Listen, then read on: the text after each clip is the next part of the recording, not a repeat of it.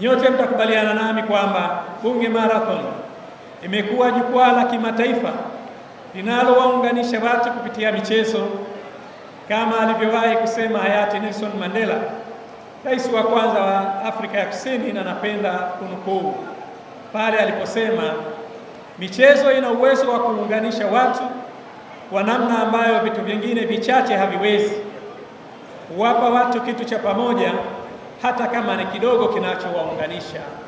Mwisho wa kunukuu.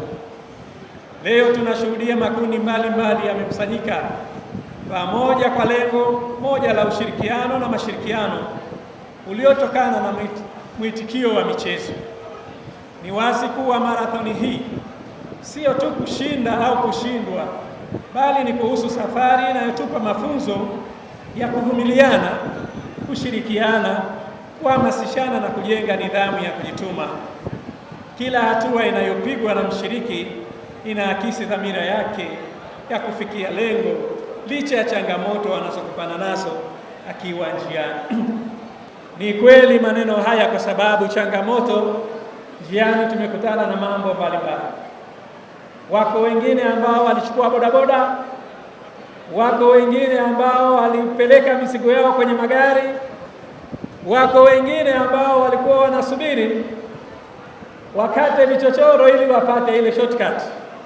Lakini niwapongeze, hakuna mtu ambaye hakufika tulipoanzia.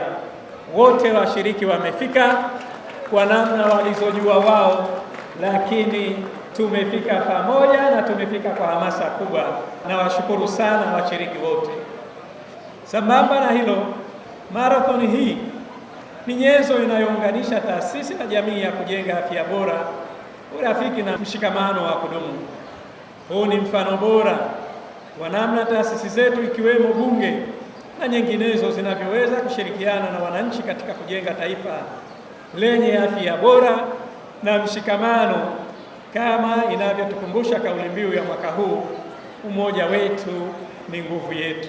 Napenda kutoa rai kwa wananchi wote kuweka utaratibu wa kufanya mazoezi kwa kutambua afya ya mwananchi ni mtaji wa maendeleo ya taifa lolote duniani. Tufanye mazoezi ili tujenge nguvu ya uzalishaji na kuliletea taifa letu maendeleo endelevu. Kadhalika, napenda kutumia nafasi hii kuwakumbusha wananchi wote juu ya kuilinda amani yetu, amani ya nchi yetu. Tukumbuke kwamba amani ndio msingi wa maendeleo. Pasipo amani, shughuli za kiuchumi zitasimama na maisha ya watu yataathirika.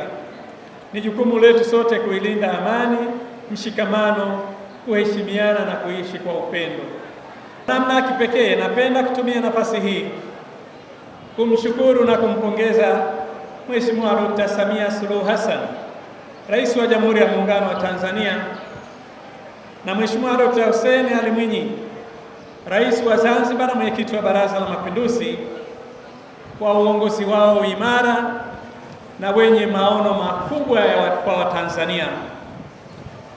Waheshimiwa viongozi wetu hawa wameendelea kulinda na kuienzi amani ya nchi yetu, huku wakihamasisha kutunza afya zetu kupitia mazoezi, kukuza michezo na kuwa chachu ya maendeleo ya vijana na taifa kwa ujumla. Tumuombe Mwenyezi Mungu awajalie heri na baraka viongozi wetu hawa, awalinde na kila shari, awazidishie afya njema na hekima katika uongozi wao, awajalie wasaidizi wao na wananchi wote umoja, amani na mafanikio. Aibariki nchi yetu, iendelee kuwa salama, yenye upendo na ustawi mwema.